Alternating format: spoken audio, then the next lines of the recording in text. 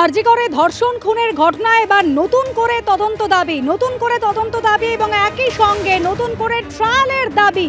ইতিমধ্যেই পরিবারের আইনজীবীর সঙ্গে কথা বলেছেন অভয়ার মা বাবা। হাইকোর্টে আবেদনে প্রস্তুতি নেওয়া হচ্ছে। মালদায় গিয়ে ইতিমধ্যেই পরিবারের আইনজীবীর সঙ্গে অভয়ার মা বাবা তারা কথাও বলেছেন। নতুন করে তদন্ত শুরু এবং নতুন করে ট্রায়াল করার আবেদন জানাতে চাইছেন তারা। ক্যান্সারে নেই আর ভয়, NCRI হবে এর জয়। আপনাদের ভরসা নেতাজি সুভাষচন্দ্র বোস ক্যান্সার হসপিটাল। আগে শিয়ালদা কোর্টে পিটিশন ফাইলে বাধা দেয় সিবিআই। অভিযোগ অভয়ার পরিবারের আইনজীবীর। সিবিআই এর ভূমিকায় ফের ক্ষোভ প্রকাশ নিহত চিকিৎসকের পরিবারের। আরজি করে চিকিৎসক ধর্ষণ খুনে এবার নতুন করে তদন্ত দাবি করছেন। নতুন করে তদন্ত এবং নতুন করে ট্রায়ালের দাবি করছেন অভয়ার পরিবারের আইনজীবী। আবেদনের প্রস্তুতিও নেওয়া হচ্ছে। হাইকোর্টে আবেদনের প্রস্তুতি নেওয়া হচ্ছে। ইতিমধ্যেই মালদায় গিয়ে আইনজীবীর সঙ্গে অভয়ার মা বাবা এ বিষয়ে কথাও বলেছেন এবং তারা অভিযোগ করছেন যে আগে শিয়ালদা কোর্টে পিটিশন ফাইল করতে সিবিআই এর তরফ থেকে বাধা দেওয়া হয়েছিল। এর আগেও তারা সিবিআই এর ভূমিকায় তদন্ত প্রক্রিয়ায় ক্ষোভ প্রকাশ করেছিলেন। আজও সিবিআই এর ভূমিকায় ক্ষোভ প্রকাশ করছেন নিহত চিকিৎসকের মা বাবা।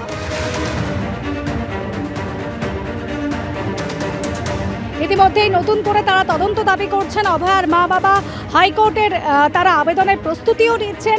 পরিবারের তরফ থেকে আইনজীবীর সঙ্গে কথাও বলা হয়েছে। মালদায় গিয়ে একেবারে কিভাবে আইনিভাবে তারা এগোতে পারবেন, নতুন করে ট্রায়াল সম্ভব হয় সে বিষয়ে কথা বলেছেন। করুণাময় সিংহ আমাদের প্রতিনিধি এই মুহূর্তে রয়েছেন আমাদের সঙ্গে টেলিফোন লাইনে। করুণাময়, ইতিমধ্যে হাইকোর্টে নতুন করে আবেদনের প্রস্তুতি নিচ্ছেন চিকিৎসকের মা বাবা। নিহত চিকিৎসকের পরিবারের আইনজীবীর সঙ্গে তারা কথাও বলেছেন। কি কথা হলো, কিভাবে তারা আইনি পথে এগোবেন ভাবছেন? দেখো কিভাবে আইনি পথে এগোবেন তারা, সেই কারণেই কিন্তু তারা আজ মালদায় এসেছিলেন তাদের আইনজীবী তরিত ওঝার সাথে কথা বলতে। দীর্ঘক্ষণ সেখানে তারা ছিলেন এবং সেখানে কথা হয় যেটা যে পরবর্তী পদক্ষেপ কি হবে।